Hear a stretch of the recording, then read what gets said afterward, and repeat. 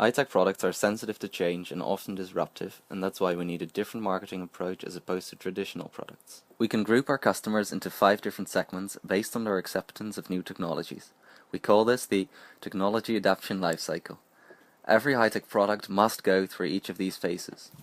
Our first segment contains the nerds, the geeks, and basically everyone fascinated by new technology. These people often buy a disruptive, high-tech product simply to explore its technological properties and are not interested in market success. The visionaries are the people who seek to be pioneers of technology. In contrast to the techies, they strive to achieve a competitive advantage. The benefits of new technology is what drives the visionaries. The pragmatists, also called the early majority, share some of the visionaries' ability to relate to technology, but ultimately they are driven by a strong sense of practicality. They want to see well-established references before investing substantially. The conservatives, also called the late majority, share the concerns of the pragmatists, but wait until a new technology has become an established standard. Last and least, the laggards are extremely skeptic towards new technology and are generally not worth your time and money. Notice the gap between the product-oriented visionaries and the market-oriented pragmatists. This is the chasm that we have to cross for market domination. To cross the chasm, you require aggressive, strategic and tactical thinking. The strategy to fill this gap is by deploying the invasion force in one market niche and translating the target's need into the product. Then, knock over the headpin and conquer it. From there, expand to other niches.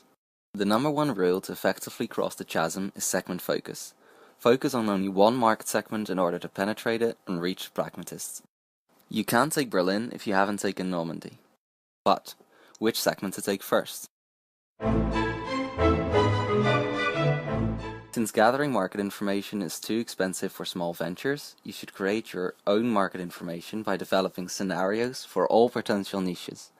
Analyze the scenarios on the most compelling reason to buy, current competition, budget to meet the whole product target's budget, and whether the market niche supports entry into other niches.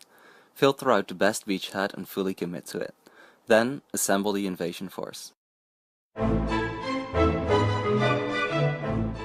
Unlike visionaries, the pragmatists expect a lot more than just a generic product. They want a whole product, including training, support, and any other additional products and services to minimize transition costs between the current and future situation. Of course, no company wants to stray from its core activity. We all want to focus on what we're good at. This is one reason why we must select strong partners. The other reason to pick a strong established company for our partnership is because pragmatists take these as a sign of trustworthiness. We sell that customer. We deliver the goods. What happens next? There are other customers in the same vertical market with this in the same situation. Yes. And they've all been talking to each other saying, can you solve it? Can you solve it? And they've all said, no, we can't solve it. So when you get your first customer here, you've got to make them very successful. And then they will introduce you to other people in their segment saying, well, it worked for us. So the second guy is still suspicious or cautious.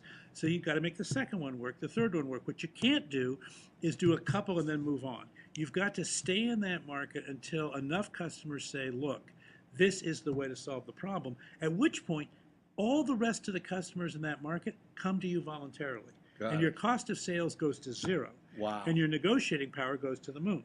Absolutely. I mean, it's really, really a wonderful thing. Now we got our whole product set up, we can focus on positioning our product on the market. The most important part of this process is creating the competition. The fundamental rule of engagement is that any force can defeat any other force, if it can define the battle. We will set the competitive criteria for winning based on our product's strongest points. There are 4 domains of value in high-tech marketing: technology, product, market, and company. To cross the chasm, we have to shift our marketing focus from product-centric to market-centric. This means we're looking for 2 types of competitors. First, we'll need a product alternative that is similar to our own. We will acknowledge their technology, but differentiate from them by virtue of our own niche market focus. The other type is the market alternative. This will be a company that the target customer has been buying from for years. Our product will address a problematic limitation in their offer.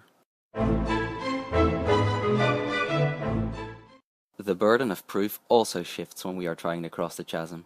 To the visionaries, we have to prove that our product was the best option for the strategic advantage they're trying to achieve.